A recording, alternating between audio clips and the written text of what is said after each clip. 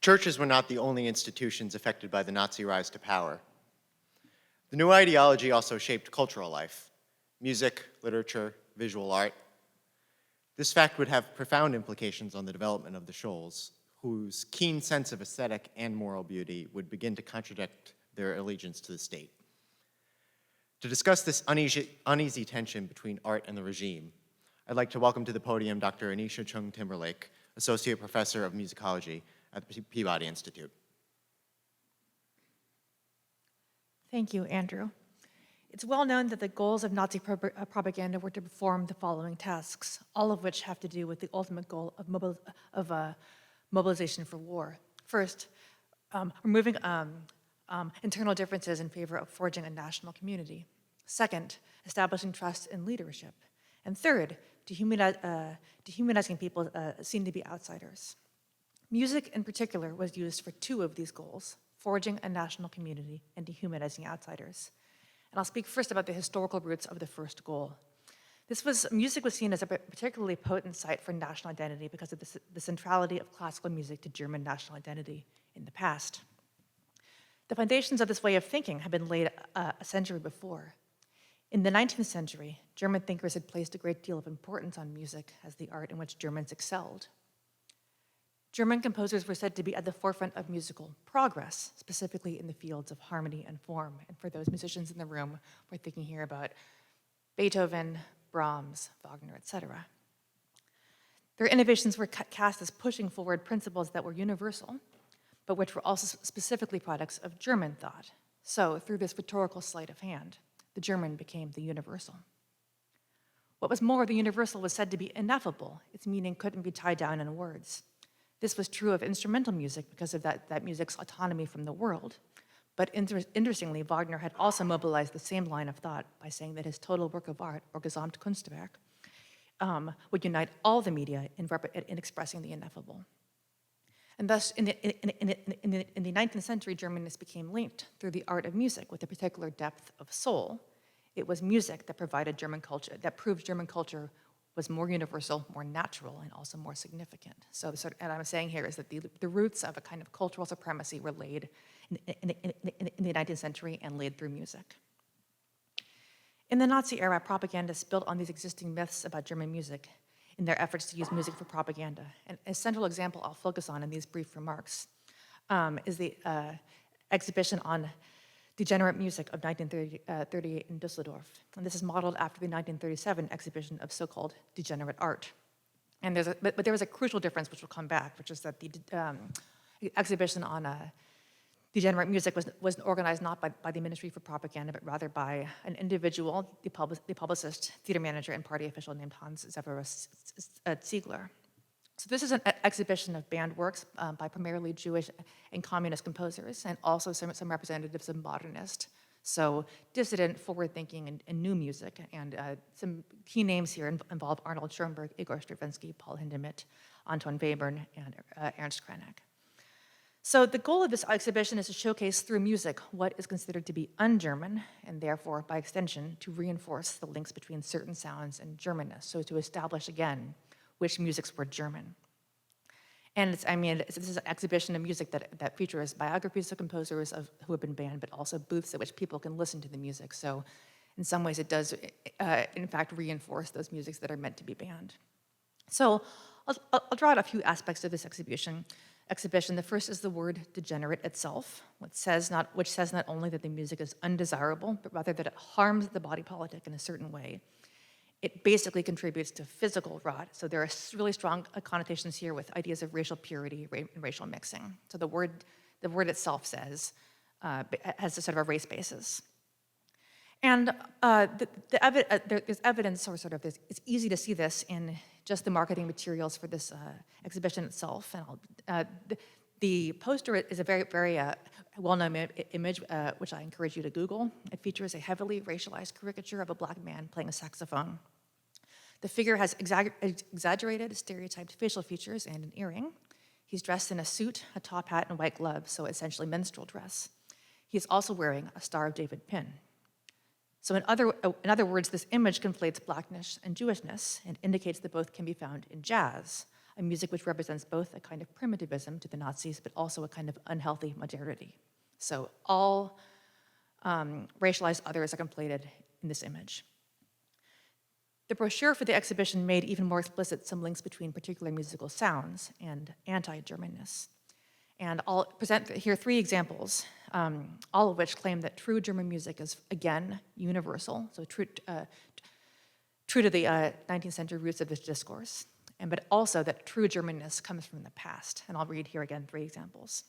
This first one is about tonal music, which relies on triads, which is basically encompasses the past 200 years of music. Quote, "Degenerate music is basically de-Germanized music. If the greatest masters of music were sensitive to and created through the laws of tonality in the manifestly German medium of the triad, then we have the right to brand as a charlatan or dilettante anyone who presumes to overcome these basic properties of sound, and by dint of any old sonic combinations improve or extend, but in reality debase the art." So again, the laws of sound are cast as both universal and specifically German, the manifestly German medium of the triad. My second example draws an opposition between Jewishness and Germanness through the figures of Arnold Schoenberg, a contemporary composer who pioneered a style called later atonal music, and Ludwig van Beethoven, a composer from the 19th century. Atonality is evidence of degeneration in cultural Bolshevism. And since atonality has its basis in the Harmonielehre of the Jew Arnold Schoenberg, I declare it to be the product of the Jewish mind. Anyone who remains for any length of time in the studio of Schoenberg's will, of necessity, lose his feeling for the purity of Beethoven's German genius. And this last quotation contrasts jazz with 19th century music. Quote, "Even more obviously degenerate is the incursion of brutal jazz rhythms and jazz timbres into the Germanic music world. We have every right to assume that the masters of the 19th century exhausted all rhythmic possibilities short of admitting, whether instinctively or consciously, rhythms that are racially alien."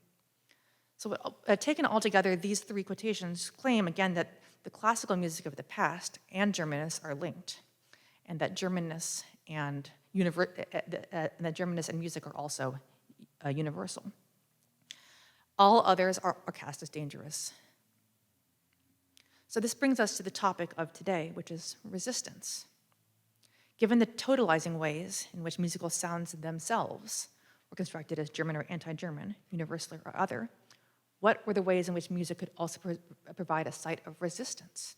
And how can we, these many decades later, think about this in ways that avoid adopting the terms already set by the state? So how do we avoid recapitulating a binary between German, non-German, universal, and other? So first of all, I'd like to point out it's important to distinguish between the intent of propaganda and the effect of propaganda. Everything I've discussed so far has been on the level of intent. I have told you about the aims of the state and the ways the state built on existing myths about Germanness to create a narrative. But it would be a mistake to assume that all of these goals were met. On the one hand, as I've said, there are efforts across the board to ban music by Jewish composers and also effective efforts to prevent performance by Jewish musicians. And the exhibition I've discussed made clear claims about which music was undesirable, but 2 things made this ban on musical compositions difficult to execute in practice. One is a bureaucratic reason. Controls on concert life were not centralized. So although the state did control which people could perform, they did not really control in a sort of sustained way which works of music were programmed. And I think that sort of the fact that the exhibition was organized by a person who's not a member of the propaganda ministry sort of shows the kind of, in some ways, the less than central nature of musical repertoire to this effort. So the second reason why these bans were inconsistently applied is that if the goal is to reinforce a sense of German national identity, which actually precludes banning works that are popular. So on paper, Mendelssohn's work was banned because the composer is Jewish, but if you look at concert programs from across Germany at this time, this ban was not enforced that consistently because there is little utility in prohibiting music that people like. So Those are some historical reasons why the bands or the rhetoric and the reality may have diverged in some ways. But there is also a more general problem to assuming that music can be used entirely effectively for propaganda. Propaganda through music has been a challenge for all totalitarian states. The reason is that music, in the words of the musicologist Carolyn Abate, is both, quote, ineffable and sticky, end quote. It absorbs some meanings very well, and you might think here of the film Fantasia and how well that sort of brings pictures to some music. But by that same token, efforts to control its meaning totally often fail. And think of the fact here that Beethoven's Nine was claimed by East Germany to represent socialism, but also by West Germany to represent the fall of socialism. And this is possible without significant cognitive dissonance on the part of anybody.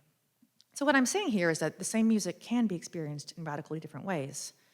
That is one of sort of the things that makes music so enduring, and that the state intent for music is only one part of the puzzle. So to close, I'll pose several questions about this. How do we understand ideas like complicity and resistance in music? These terms are often used in the sense of inaction versus action. How do we translate them into musical terms when musical experience is hard to define, hard to prescribe, and also often hard to observe? And especially in the case of the German state, where musical experiences have historically not been understood as calls to action, but rather as some kind of interior and ineffable experience. Second, how can we think about musical traditions that had been mobilized to represent Germanness as having potentially other interior and more personal meanings for people? So are there ways that in which, even if Nazis conflated Germanness and Nazism, is this true for every person experiencing music, and how might we know? And so lastly, what weight should we give to individual experience of music and beauty versus a totalizing state ideology? Thank you.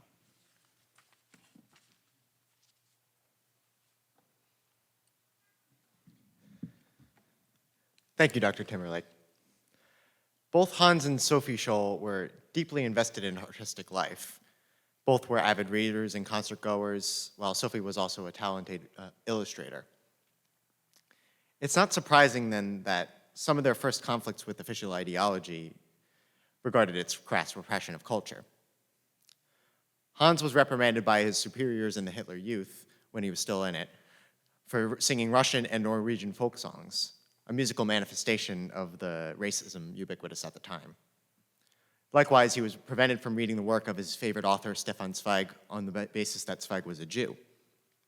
Sophie, for her part, was indignant at her school's exclusion of the Jewish poet Heinrich Heine, saying whoever did not know Heine did not know German literature. Even early on, the Scholls could recognize the absurdity of these prohibitions. They could see that there were things that ought to transcend the Nazis' relentless struggle for power, things like art, beauty, and nature. Hence, when Hans was drafted into military service in 1937, his attitude was somewhat more ambivalent than might be expected of a young German. In a letter to another of the Scholl siblings, Inga, he wrote, "I keep a rosebud in my breast pocket. It's the other side of the coin, far removed from soldiering." Though it would be several years before the first white rose leaflets would appear, the seeds of resistance had already been sown. This letter to Inga is the basis of our next musical excerpt, and it is paired with a passage from the book of Isaiah, which suggests that amid a spiritual desert, hope remains that a rose might blossom.